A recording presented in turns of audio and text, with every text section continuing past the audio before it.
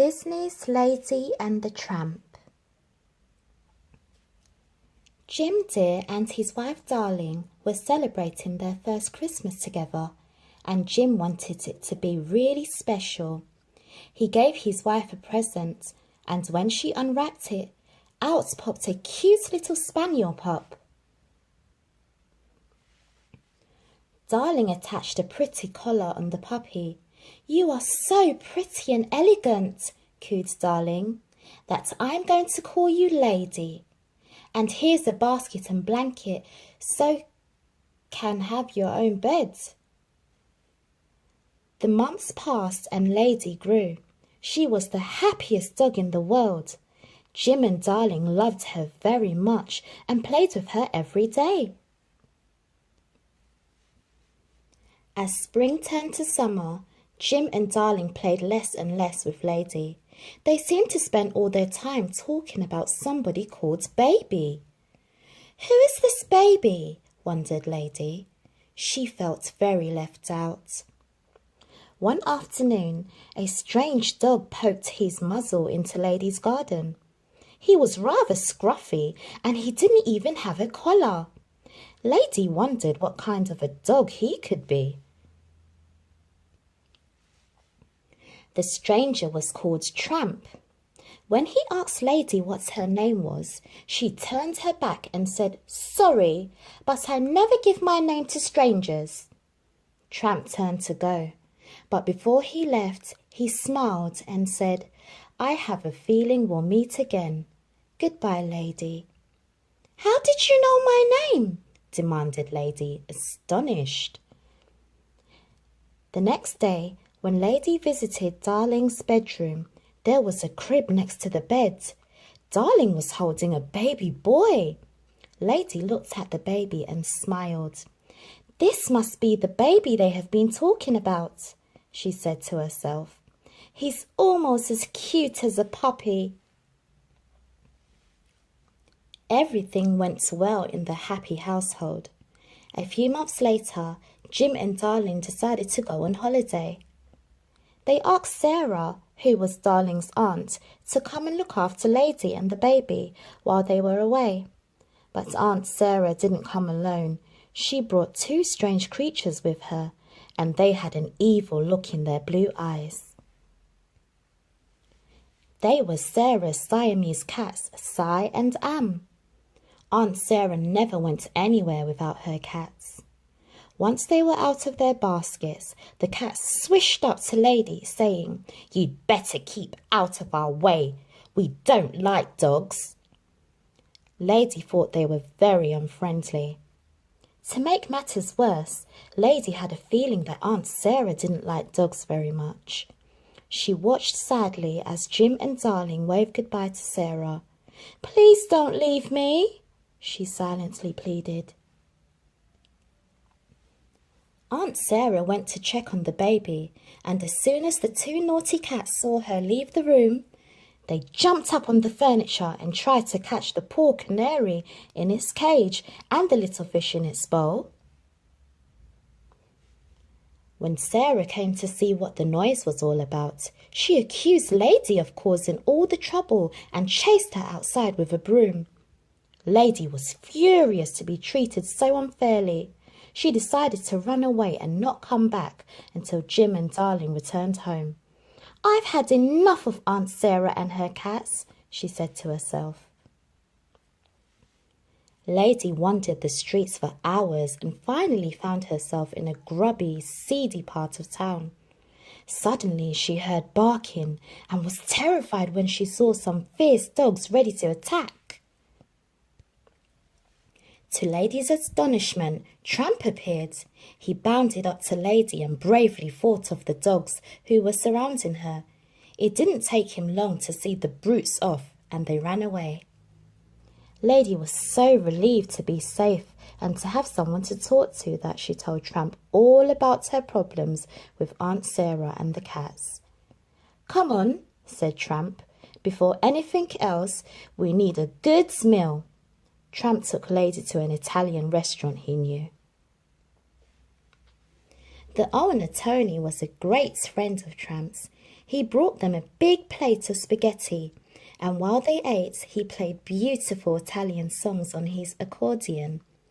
"Oh, this is wonderful," sighed Lady delightedly to Tramp. After their dinner, Lady and Tramp went to the park for a romantic moonlight walk.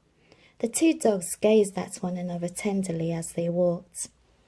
At the end of the day, full of adventure and new feelings, the two new friends went to sleep under the stars.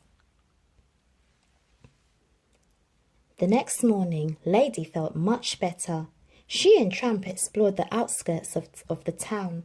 She was enjoying her walk when suddenly Tramp heard the clucking of some chickens in the garden. "Do you hear that, Lady? Chickens! Chickens! Mean eggs, and eggs mean breakfast!" cried Tramp. Before Lady could stop him, he leapt right into the chicken coop. "Stop!" yelled Lady. "You'll get caught!" But Tramp didn't hear her. He was too busy chasing the chickens around. The farmer was so angry that he called for the dog catcher to come and catch Tramp. Tramp managed to escape, but poor Lady, who couldn't run as fast, was caught and bundled into the dog catcher's wagon. The dog pound was a gloomy place, and Lady, who had never been locked up before, trembled with fear. Luckily, the other dogs were kind to her. "There's nothing to be scared of," said one of them. "Your name and address are on your collar. Your owners will be looking for you." He was right. The next day, one of the guards took Lady home. Once again, Aunt Sarah was angry with Lady. This time she took Lady outside and chained her to the kennel. Lady was so ashamed. She had never been put in a chain before. Tramp arrived, relieved to see Lady again, but she was angry with him. "Look at me! I'm a prisoner!" she shouted. "This is all your fault! Go away! I never want to see you again!" Tramp slunk away slowly. Lady had never felt so sad and lonely in her life. She couldn't sleep and wished that Jim and Darling would come home soon. She had thought that Tramp was her friend, but all he had done was make things worse. Suddenly, she saw a shadowy figure creeping towards the house. It was an enormous rat. The rat climbed onto the roof and slipped through the open window of the baby's bedroom as Lady barked and tried to get free. Tramp heard the barking and came running to help. Lady, still pulling at her chain, explained what she had seen. "There's no time to lose," barked Tramp. Luckily, the kitchen door was ajar, and Tramp raced into the house, followed by Lady, who had at last managed to break free of her chain. They charged upstairs to the baby's bedroom. Then Tramp spotted the rat and launched himself at it. The uproar woke the baby, and the baby woke Aunt Sarah, who hurried into the bedroom, but she didn't see the dead rat. She was concentrated on the two dogs. "Out!" she yelled. "Down to the cellar, now!" And with that, Lady and Tramp found themselves locked in the basement. Aunt Sarah called the dog catcher, who came in his wagon to take Tramp away. Jim and Darling arrived just as the dog wagon with Tramp in it was moving off. "What on earth is going on?" asked Jim. Aunt Sarah told them her version of events. Jim turned to Lady and said, "Lady, what's all this? Have you been behaving badly?" Lady had to show them the dead rat. Maybe then they would understand what had really happened. Lady bounded up the stairs, barking for them to follow her. In the bedroom, Lady showed them the dead rat. "Good heavens!" said Aunt Sarah. "I thought Lady and that other manky dog wanted to harm the baby." "I must get that dog before he arrives at the pound," said Jim anxiously. He took Lady, hailed a taxi cab, and soon caught up with the dog catcher's wagon. He explained to the driver what had happened, and Tramp was set free. Jim saw how happy Lady was and began to laugh. "So you love this brave dog, do you?" he said. "Perhaps we'd better invite him to come and live with us then." Lady thought that was a very good idea.